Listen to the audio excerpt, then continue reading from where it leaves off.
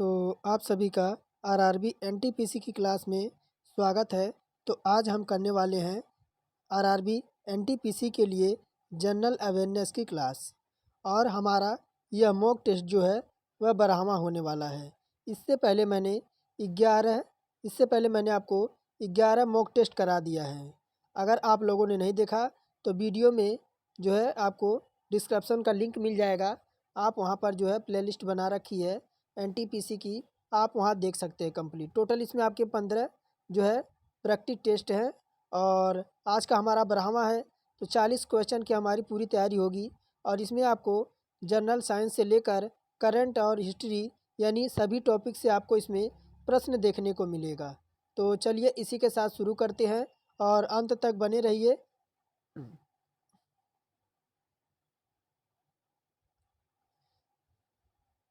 तो पहला प्रश्न आपके सामने है, यहाँ आप देख पा रहे होंगे क्या कह रहा है। कह रहा है कि निम्नलिखित में से किसे प्राचीन भारत के नेपोलियन के नाम से जाना जाता था। ऑप्शन में है समुद्रगुप्त और स्कंदगुप्त सेकंड, कनिष्क और अशोक। तो कह रहा है कि निम्नलिखित में से किसे प्राचीन नेपोलियन के नाम से जाना जाता था।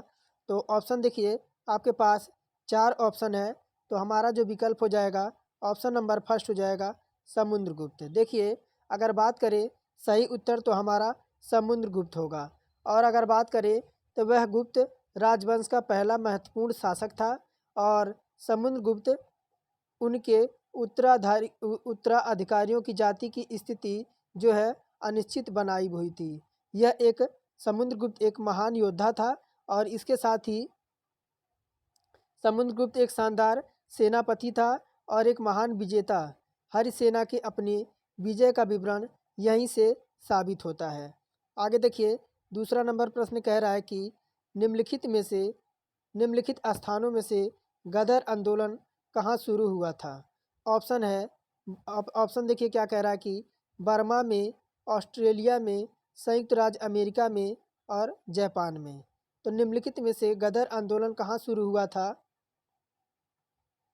तो गदर आंदोलन की बात करें ऑप्शन हमारा देखिए ऑप्शन हमारा हो जाएगा विकल्प नंबर सी, संयुक्त राज्य अमेरिका में। देखिए गदर आंदोलन भारत में स्वतंत्रता संग्राम की एक महत्वपूर्ण कड़ी थी। भारतीय अप्रवासियों भरे आपके कोकाटोमारू नामक एक जहाज़ का कनाडा से भारत लौटा दिया गया। जैसे ही भारत लौटा उससे कई यात्री ब्रिटिश पुलिस के साथ संघर्ष में मारे गए थे।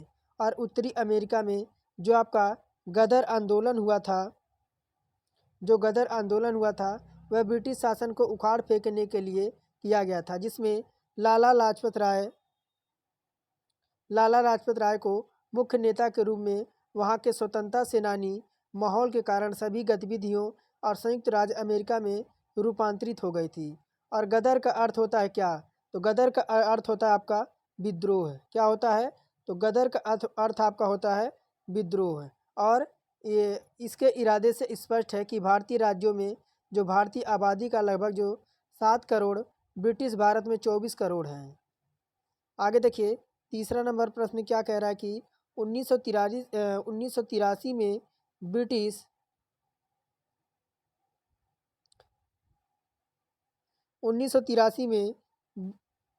ब्रिटिश निर्मित रेलवे प्रणाली ने अपनी पहली ट्रेन कहाँ चलाई। तो देखिए 1853 की बात करें तो यह चली थी आपकी मुंबई से और ठाणे के बीच। और कब चलाई गई थी। तो 1853 में। और भारतीय रेलवे का इतिहास 160 साल पुराना है। कितना। जो अभी आप रेलवे का संचार देख रहे हैं यह आपका 160 साल पुराना है। 16 अप्रैल 1853 को 16 अप्रैल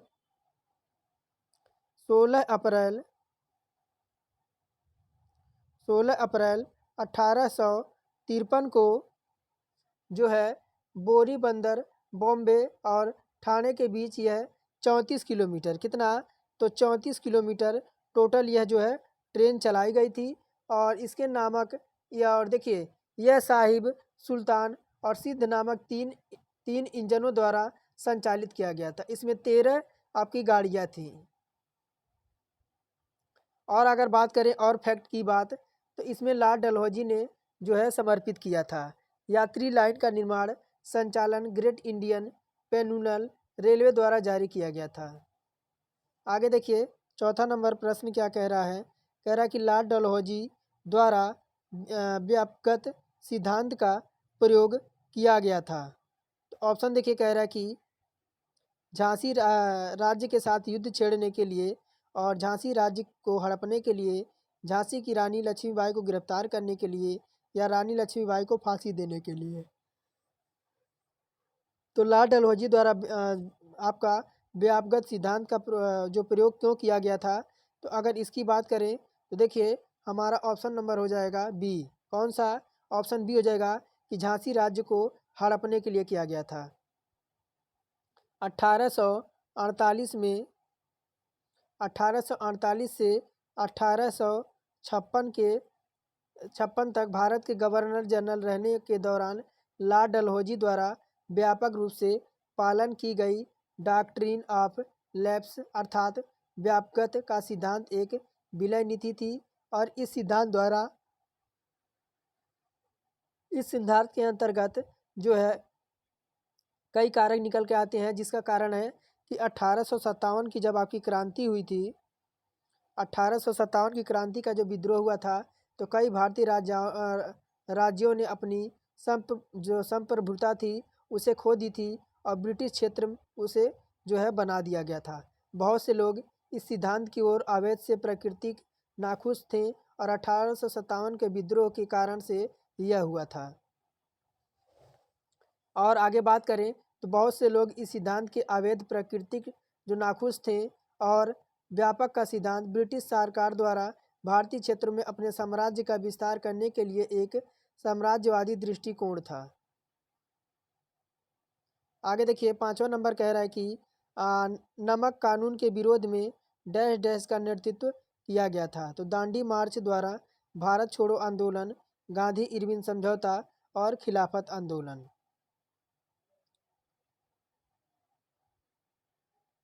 तो देखिए अगर पांचवें नंबर प्रश्न की बात करें तो ऑप्शन नंबर ए हो जाएगा हमारा दांडी मार्च। दांडी मार्च यानी देखिए नमक कानून के विरोध में दांडी मार्च निकाला गया। नमक सत्याग्रह भारत में ब्रिटिश सरकार द्वारा लगाए गए नमक के कर के खिलाफ महात्मा गांधी द्वारा यह शुरू किया गया था। सामूहिक सविनय अवज्ञा आंदोलन गांधी जी ने 12 मार्च 1930 को, कब? तो 12 मार्च 1930 को साबरमती आश्रम से लेके गुजरात के एक तटीय गांव दांडी और समुद्र जल से नमक का उद्घाटन कर नमक कानून तोड़ने के लिए लोगों के एक बड़े समूह का नेतृत्व किया। 6 अप्रैल 1930 को सुबह गांधी जी ने नमक बनाकर नमक कानून तोड़ा और नमक कानून तोड़ने के रास्ते में सरोजनी नायडू ने भी उनका साथ दिया था।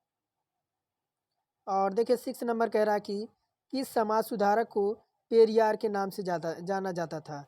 तो ई.बी. रामास्वामी नायकर, सी.बी. रमन पिल्ले और भीमराव अंबेडकर और ज्योतिबा फूले।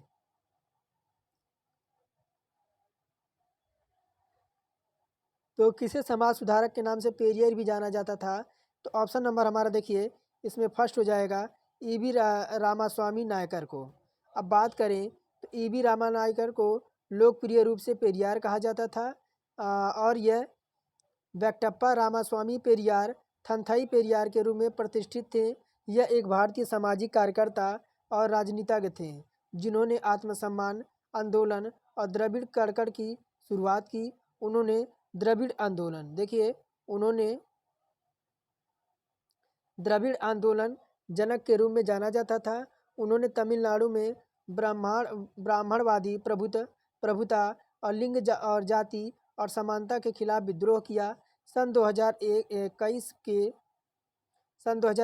में तमिलनाडु सरकार ने उनकी जयंती को सामूहिक इनकी जब जयंती मनाई गई थी तो तमिलनाडु सरकार ने जो है इसे न्याय दिवस के रूप में मनाने का फैसला किया। ये आपका इम्पोर्टेंट क्वेश्चन है। कह रहा कि विरूपाक्ष मंदिर भारत के किस राज्य में स्थित है। ऑप्शन आपके पास हैं कर्नाटका, तमिलनाडु, मध्य प्रदेश और महाराष्ट्र।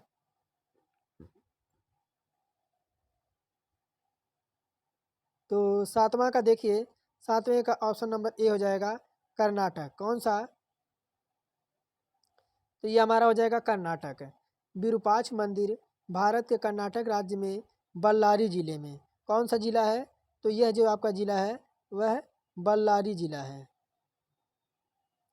बल्लारी जिले में बल्लारी जिले में हम्पी में स्थित है। कहाँ पे? तो यह हम्पी में स्थित है और यह हम्पी में स्मारकों को समूहों का हिस्सा है जिसे यूनेस्को के विश्व धरोहर स्थल में शामिल किया गया है। और यह मंदिर शिव की एक भगवान विरूपाक्ष को समर्पित है। इस मंदिर का निर्माण डक्कान दंडेश की सहायता से कौन था?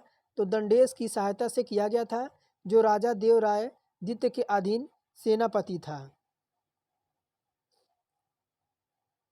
8वां नंबर कह रहा है, देखिए कह रहा है क्या? 8 नंबर प्रश्न कह रहा है कि पन्ना बायोस्फीयर रिजर्व के संबंध में निम्नलिखित कथनों पर आपको विचार करना है। तो कह रहा है कि यह महाराष्ट्र राज्य में स्थित है, इसे बाघ अभयारण्य घोषित किया गया है और यह गंगऊ अभयारण्य के कुछ हिस्सों में समाहित करता है। तो उपरोक्त दिए गए कथनों से सही कथन आपको चुनाव करना है।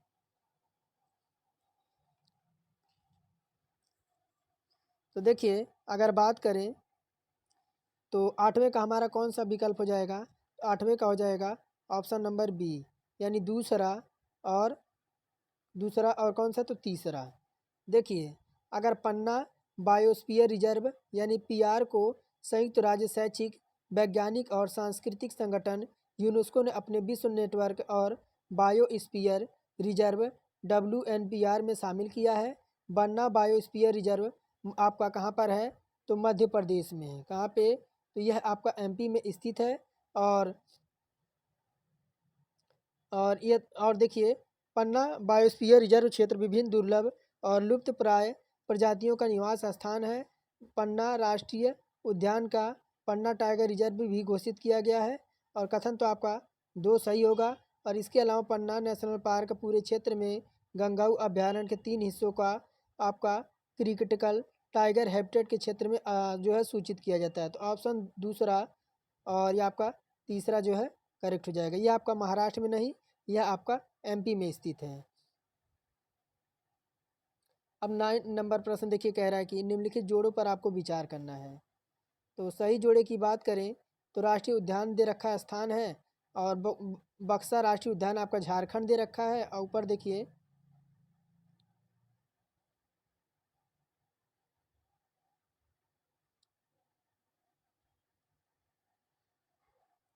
तो आपका बुक्सा दे रखा था ना, कहाँ दे रखा था?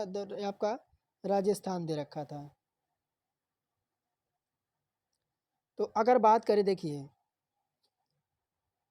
ऑप्शन ए हो जाएगा पहला और दूसरा, यानी देखिए अगर बात करें तो आपका देखिए बुक्सा राष्ट्रीय उद्यान आपका कहाँ पर है? तो ये आपका कहाँ पर है? बुक्सा आपका दे रखा था ना, 1 मिनट मैं देख लूँ ज़रा चेक करके। तो आपको इस कथनों पर विचार करना था।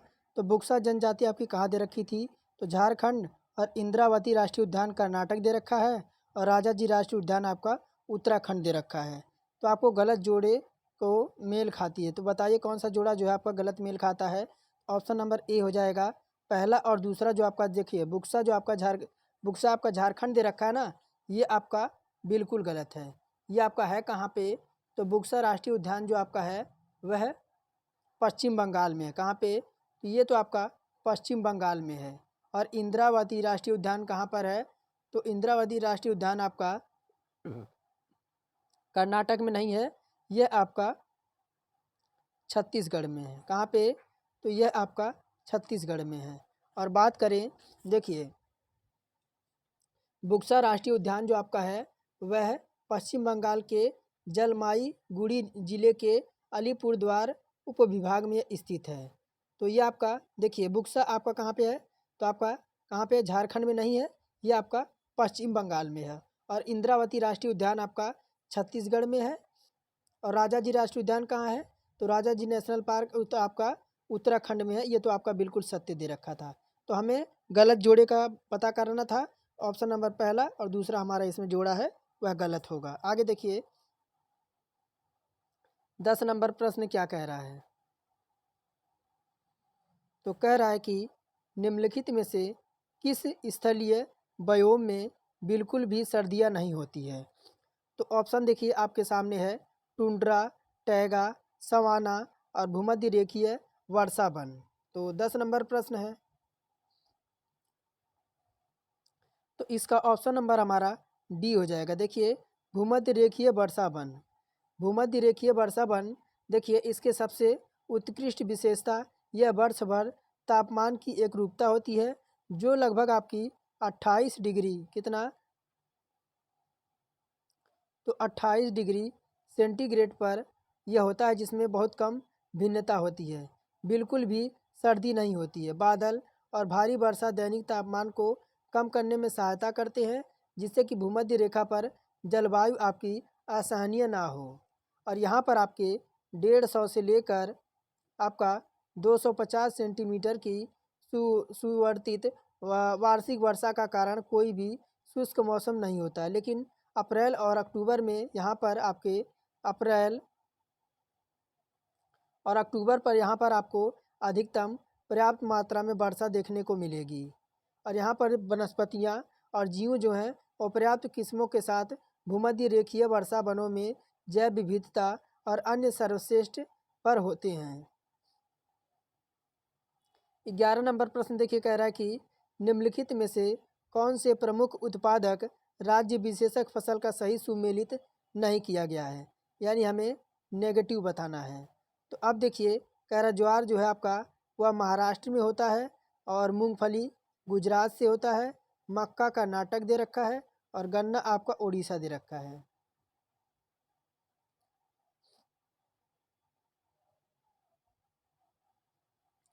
तो देखिए ऑप्शन का अगर बात करें हमारा सुमिलित नहीं है, तो अगर बात करें देखिए 11 का ऑप्शन नंबर डी जो गन्ना आपका दे रखा है वो उड़ीसा दे रखा है ना, यही आपका जो है आपका यहाँ पे रोंग दे रखा है। यह एक आपका उष्ण कटिबंधनीय साथ ही उष्ण कटिबंधनीय फसल है।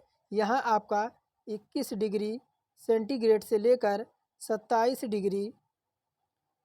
डिग्री सेंटीग्रेड तक का तापमान और 75 से 100 सेंटीमीटर तक का बीच आपका वार्षिक वर्षा के साथ एक गर्म और आर्द्र जलवायु अच्छी तरह से बढ़ता है। कम वर्षा वाले क्षेत्र में सिंचाई की आवश्यकता होती है, इससे विभिन्न प्रकार की मिट्टियाँ जो है उगाई जा सकती हैं। और यहाँ पर बात करें तो बुआई से लेकर कटाई तक के जो आपके मेहनत है उसकी आवश्यकता होती है। ब्राज़ील के बाद भारत गन्ने का सबसे बड़ा उत्पादक राज्य है, और गन्ना उत्पादक में आपका सबसे पहले आपका उत्तर प्रदेश, उसके बाद आपका तेलंगाना, उसके बाद आपका बिहार, उसके बाद पंजाब और हरियाणा शामिल हैं। तो ऑप्शन नंबर डी हमारा इसमें जो है वह सुमिलित नहीं है। सबसे पहले हमारा इसमें उत्तर प्रदेश आएगा। अब 12 नंबर देखिए कह रहा है प्रश्न, तो 12 नंबर प्रश्न कह रहा है कि निम्नलिखित में से कौन सा पर्वत श्रृंखला और उनकी उच्चतम चोटी गलत है।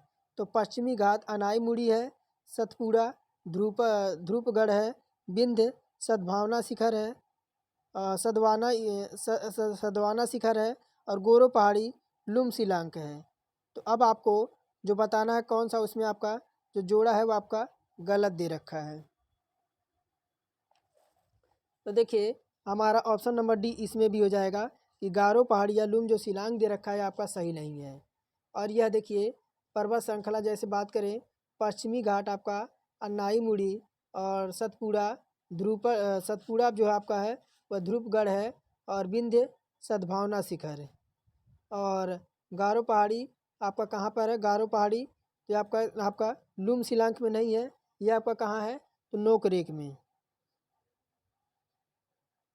नोकरेक में, नोकरेक में। और विकल्प डी हमारा इसमें सही हो जाएगा। 13 नंबर प्रश्न देखिए क्या कह रहा है। कह रहा है कि निम्नलिखित में से कौन सा लोकसभा के प्रथम अध्यक्ष हैं। तो ऑप्शन आपके पास है K S Hegde, Ganesh Mavalankar, M A Ayyangar, Ayyangar और हुकुम सिंह।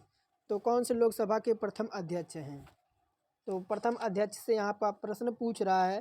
तो अगर बात करें देखिए 13 नंबर प्रश्न की, ऑप्शन हमारा बी हो जाएगा गणेश मौलांकर। देखिए देखिए लोकसभा के पहले स्पीकर गणेश वासुदेव मौलंकर थे, जो आपके 1952 से आपका 1956 तक पद पर बने रहे हैं। अब 14 नंबर कह रहा है कि निम्नलिखित में से कौन सा अनुच्छेद धन विधेयक को परिभाषित करता है। तो आपके सामने अनुच्छेद 110 है, अनुच्छेद 112 है, अनुच्छेद 111 है, या विकल्प और भी कह रहा है कि इनमें से कोई नहीं। तो धन विधेयक को कौन सा अनुच्छेद जो है परिभाषित करता है। तो ये आपका है अनुच्छेद 110। एक वित्तीय विधेयक तब तक धन विधेयक नहीं है जब तक कि यह अनुच्छेद 110 की आवश्यकताओं को जो है पूरा नहीं करता है। भारत के देखिए क्या कह रहा है।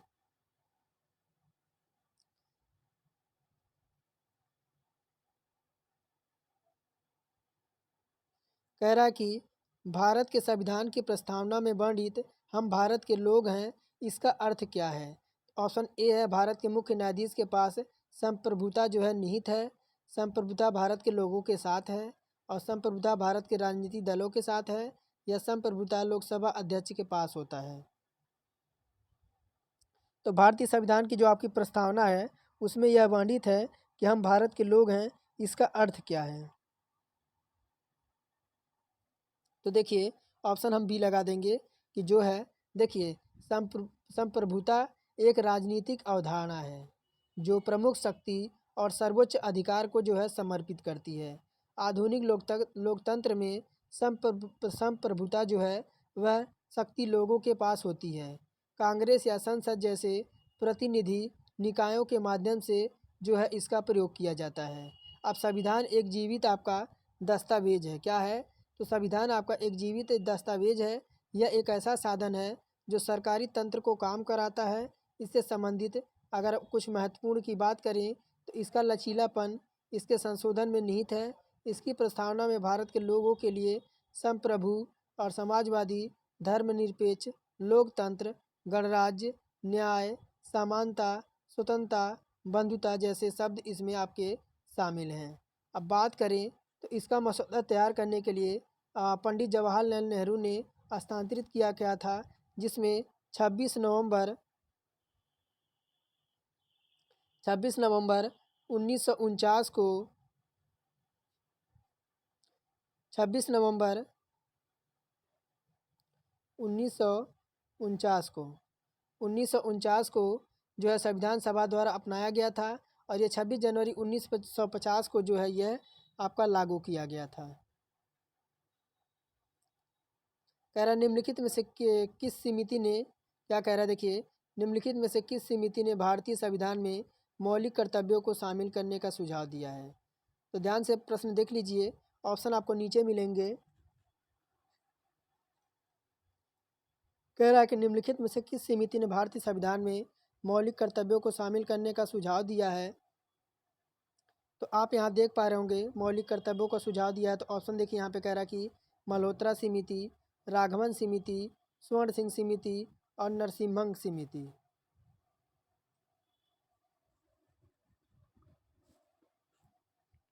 तो 16 का देखिए ये आपकी स्वर्ण सिंह समिति हो जाएगी।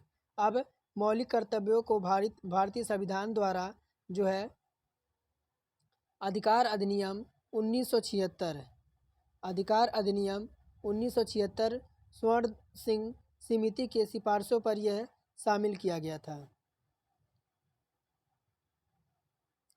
अब यही देखिए 17 नंबर प्रश्न कह रहा है कि किस राशि को अदिश राशि कहा जाता है, और यदि यह पूरी तरह से आपका डैश डैश द्वारा परिभाषित की जाती है। ऑप्शन आपके पास हैं केवल इसके परिणाम से और इसकी दिशा से, इसके परिणाम और दिशा दोनों से, और केवल इसके आकार से।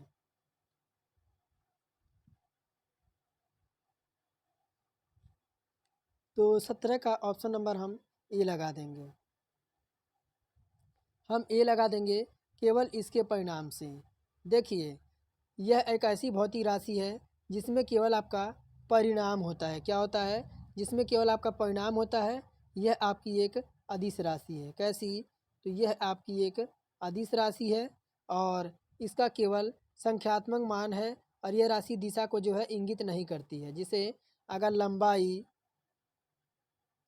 लंबाई और आपका समय और आपका गति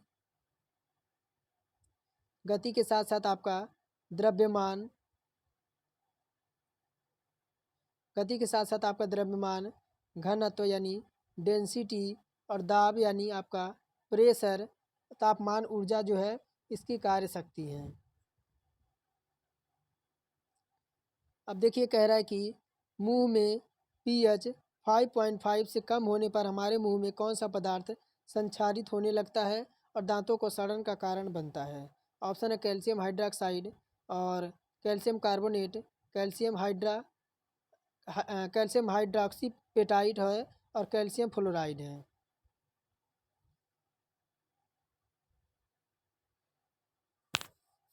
तो हमारे मुंह में जो अगर हम बात करें तो जो हमारा पीएच मान है 5.5 से अगर इससे कम हो जाता है तो जो दांतों में सड़न हो जाती है, तो उसका कारण क्या बनता है?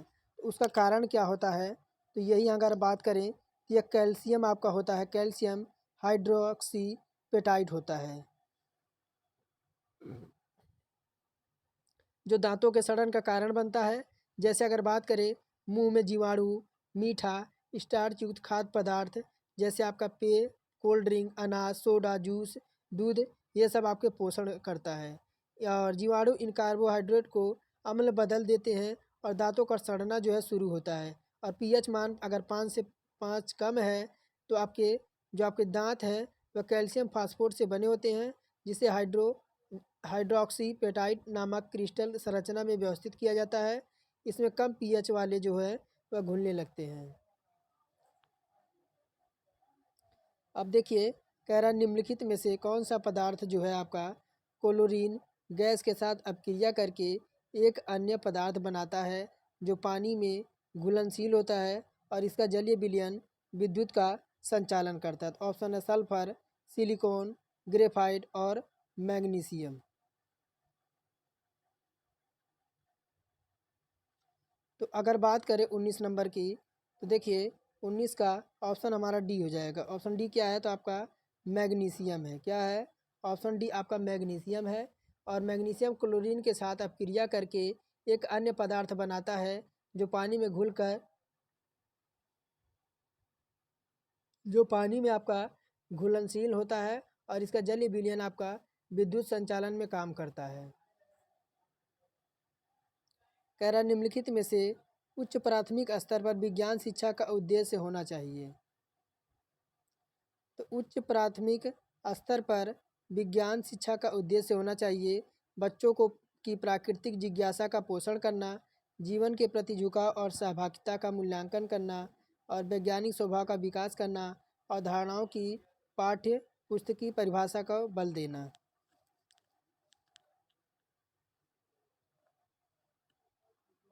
तो 20 का हमारा उत्तर कौन सा हो जाएगा? ऑप्शन हमारा डी हो जाएगा। क्या हो जाएगा?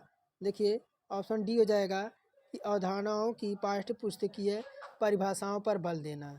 विज्ञान का उद्देश्य छात्रों को अपना संचार कौशल को विकसित करने में सक्षम बनाना ताकि वैज्ञानिक जानकारी को समझ सकें, जैसे कि डेटा, विचारक, तर्क और सोच और विभिन्न प्रकार के संचार साधनों में उपयुक्त वैज्ञानिक भाषा का जो है वह प्रयोग कर सकें।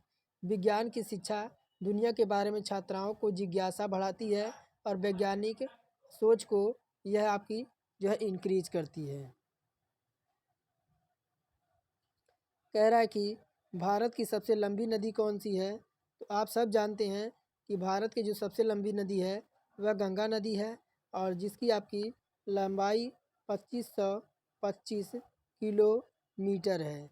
और इसका जो उद्गम स्थल है ये आपका उत्तराखंड से। कहाँ से यह निकलती है? तो यह निकलती है आपके उत्तराखंड से। और गंगोत्री ग्लेशियर है, यह आपका देवप्रयाग उत्तराखंड में भागीरथी और अलकनंदा नदियों के संगम पर शुरू होती है।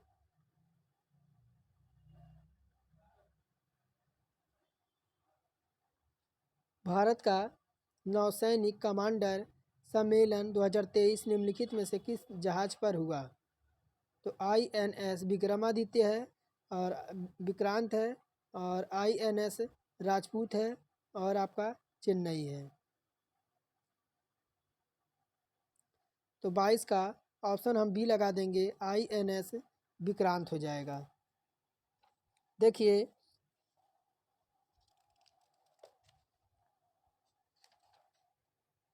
बात करें तो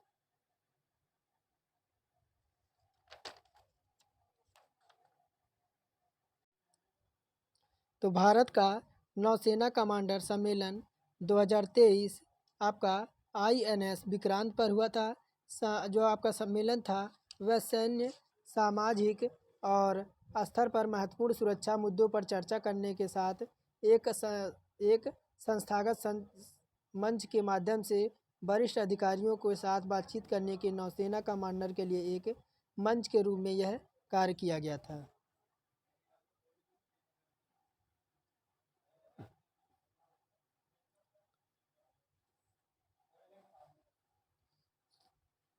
महान स्पीड गेंदबाज शेन वॉर्न का निधन हो गया।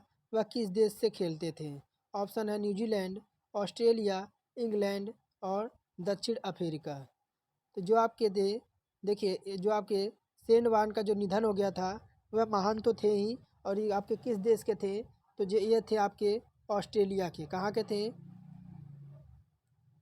यह ऑस्ट्रेलिया से थे। और 52 वर्ष के पूर्व में थाईलैंड के कोहसुमई में जो है हार्ट अटैक से आने से इनकी मृत्यु हुई। उन्होंने 1952 में 1900 कब 1992 में क्रिकेट में जो है पदार्पण किया। ऑस्ट्रेलिया के लिए 145 टेस्ट खेली और 708 विकेट लिया था। कह रहा कि मार्च 2023 में भारत सरकार ने कैपिटिव एप्लायमेंट पहल शुरू की। पहल निम्नलिखित में से किस वर्ग से संबंधित है?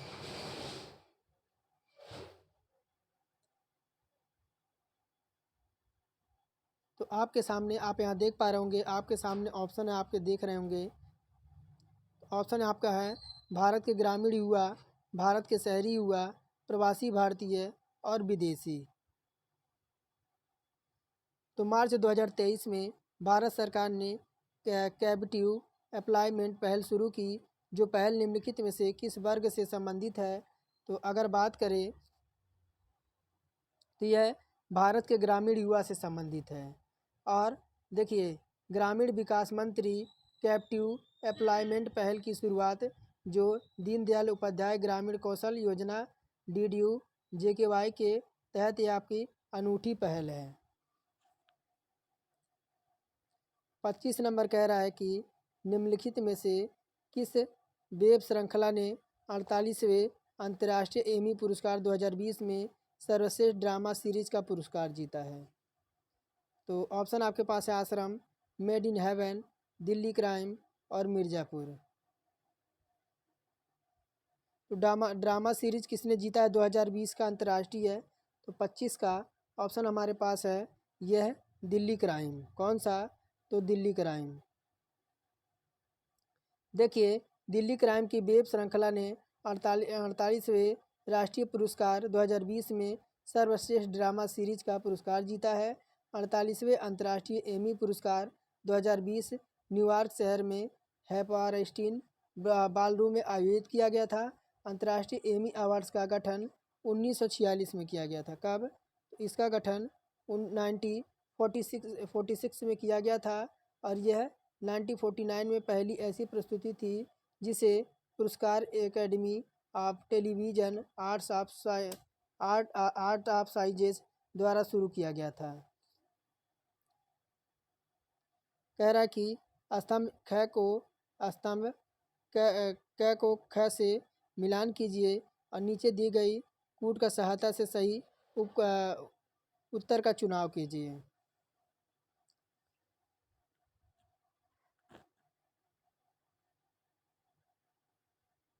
अब चुनाव करें तो ऑप्शन नंबर हमारा इसमें पहला करेक्ट हो जाएगा, यानी पहले का हमारा हो जाएगा दूसरा, पहले का दूसरा, और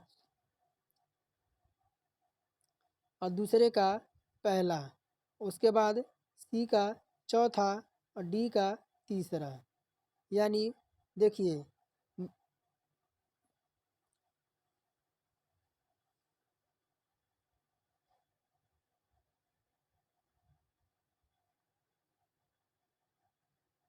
कह रहा कि एलेबेरो बिट्रो का निधन हो गया, तो भारत के किस खेल टीम के पूर्व कप्तान थे?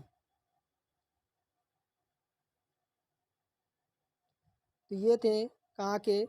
हॉकी के। देखिए भारतीय महिला हॉकी टीम के पूर्व कप्तान एल्बेरा वीटो का अप्रैल 2022 को वृद्धावस्था संबंधी समस्याओं के कारण 81 वर्ष की आयु में निधन हो गया। एल्बेटा वीट्रो ने कर्नाटक को घरेलू टीम का नेतृत्व करते हुए 7 राष्ट्रीय खिताबें जीती। उन्होंने 1960 से 1968 में घरेलू सर्किट पर राज किया। कह रहा कि पैरा एथलीटिक दीपा मलिक, जिन्हें राजीव गांधी खेल रत्न पुरस्कार 2019 से सम्मानित किया गया, वह खेल किससे संबंधित है? तो ये आपका करंट के 2-4 क्वेश्चन आपको नज़र आएंगे। अब आपको जो है चुनाव करना है। थोड़ा थोड़ा मैं आपको 2-4 सेकंड का टाइम दे रहा हूँ। देखिए विकल्प हमारा हो जाएगा 60 फुट। देखिए दीपा मलिक पैरा ओलंपिक खेलों में पदक जीतने वाली भारतीय महिला हैं। 60 फुट आउट में वह 2016 में ग्रीष्मकालीन पैरा ओलंपिक में उन्हें रजत मिला, और वर्ष 2016 में जो है रियो पैरा ओलंपिक में 60 फुट एफ 53 श्रेणी में इन्हें रखा गया। उन्हें देश के सर्वोच्च खेल सम्मान राजीव गांधी खेल रूप से सम्मानित किया गया था। कह रहा कि पैराग्वे की राजधानी क्या है? पैराग्वे की राजधानी क्या है? तो ऑप्शन है आसियसियन, रूस, लंदन और आसूनसियन। तो पैराग्वे की राजधानी, तो देखिए इसकी राजधानी क्या हो जाएगी? इसकी राजधानी हो जाएगी अंसुनसियन, यानी पैराग्वे की राजधानी अंसुनसियन है। यह जो आपका शहर पैराग्वे नदी के बाएं किनारे पर स्थित है, और यह देश का सबसे बड़ा आपका शहर है।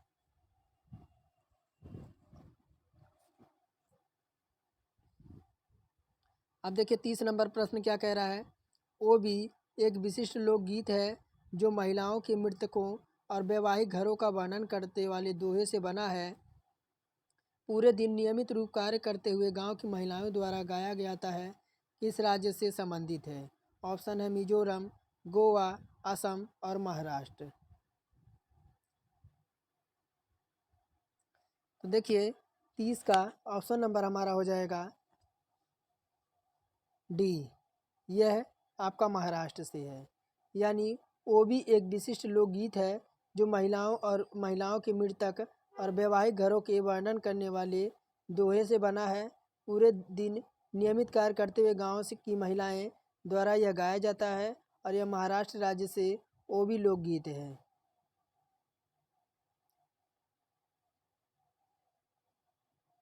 कह रहा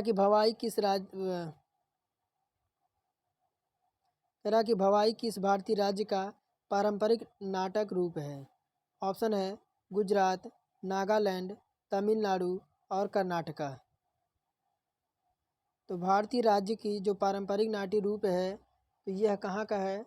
तो आपका देखिए यह गुजरात का है।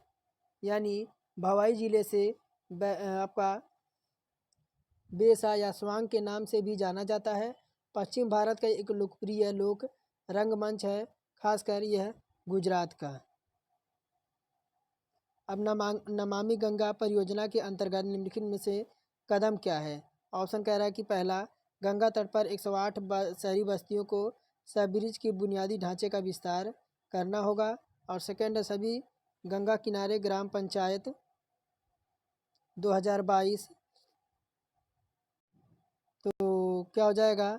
देखिए 32 का ऑप्शन डी हो जाएगा, ये सभी के सभी हो जाएगा। यानी खुले में शौच से मुक्ति, पुनः उपयोग का प्रोत्साहित करने के लिए युक्ति युक्त जल शुल्क और आर्द्र भूमियों के जीवाणु द्वारा संरक्षण।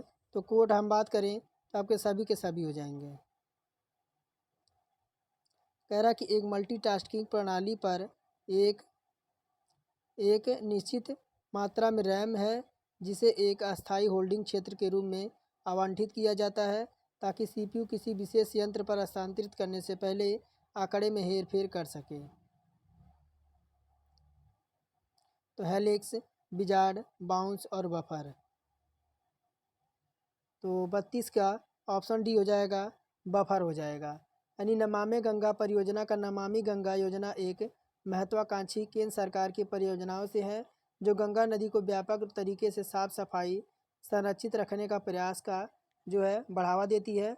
इस परियोजना का मुख्य उद्देश्य है कि रुपए से अधिक यानी 2014 और 15 के बजट में अगले 5 साल के लिए आपका 2000 का 20 लाख करोड़ मंजूर किया गया है। कह रहा है कि भारत में किस जनरेशन में कंप्यूटराइज का उपयोग हो रहा है।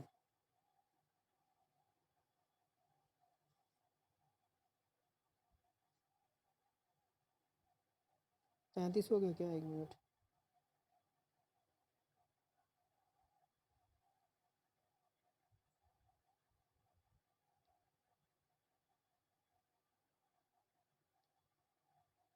तो 34 का देखिए 34 का ऑप्शन नंबर हमारा बी हो जाएगा, पाँचवा। पाँचवीं पीढ़ी के काल की बात करें 1980। पाँचवीं पीढ़ी के काल की बात करें तो 1980 से अब तक की पाँचवीं पीढ़ी आपकी कौन कौन सी है। तो BLSI और ULSI। यानी इसका फुल फॉर्म की बात करें तो अल्ट्रा लार्ज स्केल इंटीग्रेशन तकनीकी का बना है जिसका परिणाम स्वरूप 10 मिलियन इलेक्ट्रॉनिक घटकों वाले माइक्रो प्रोसेसर चिप्स का उद्घाटन हुआ है। कह रहा कि नामा धापा राष्ट्रीय उद्यान कहाँ पर है। ऑप्शन है मिजोरम, मणिपुर, त्रिपुरा और अरुणाचल प्रदेश। तो 35 का ऑप्शन डी हो जाएगा, यह आपका अरुणाचल प्रदेश में है। पाँचवीं पीढ़ी के काल जो है 1980 में 1980 में अब तक पाँचवीं पीढ़ी यानी BLSI तकनीकी और ULSI ultra large scale operation है तकनीक से बनाई गई है जिसका परिणाम स्वरूप इसे मिलियन इलेक्ट्रॉनिक घटकों के माइक्रो प्रोसेसर चिप्स का उद्घाटन हुआ है। कह रहा है कि हुमायूं नामक लेखक कौन है।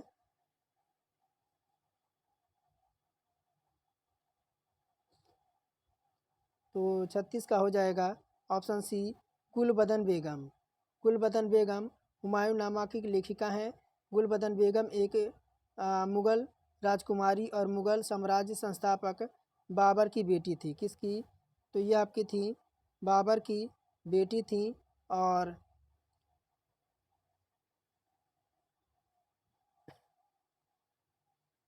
यह अपने सौतेले भाई सम्राट हुमायूं के जीवन की लेखा जोखा हुमायूं नामा की लेखिका के रूप में जानी जाती हैं जिसे अपने भतीजे सम्राट अकबर के अनुरोध पर लिखा गया था। कह रहा LPG ग्राहकों को सेवा प्रदान करने के लिए सुलक्षित प्रणाली के रूप में प्रारंभ की गई योजना का नाम निम्नलिखित में से कौन सा है। सहज, पहल, उदय और उड़ान। तो 37 का ऑप्शन नंबर ए हो जाएगा, सहज हो जाएगा।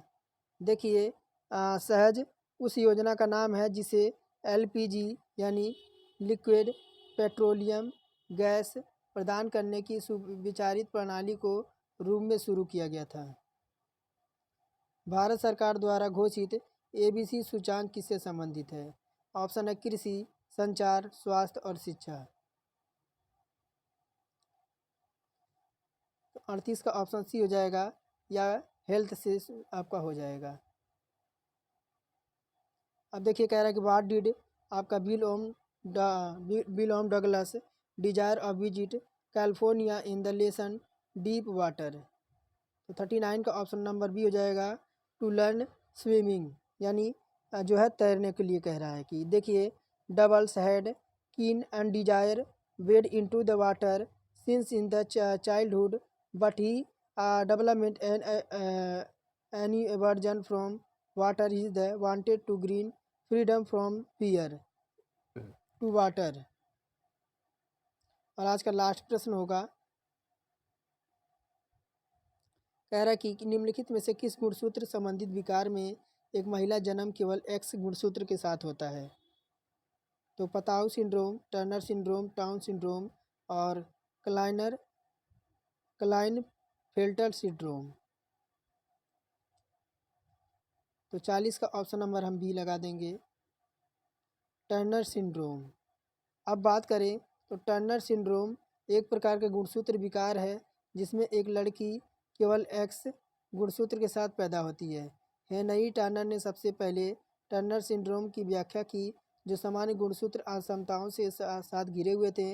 इस स्थिति में लड़कियां अन्य महिलाओं की लंबाई औसत लंबाई से कम रहता है।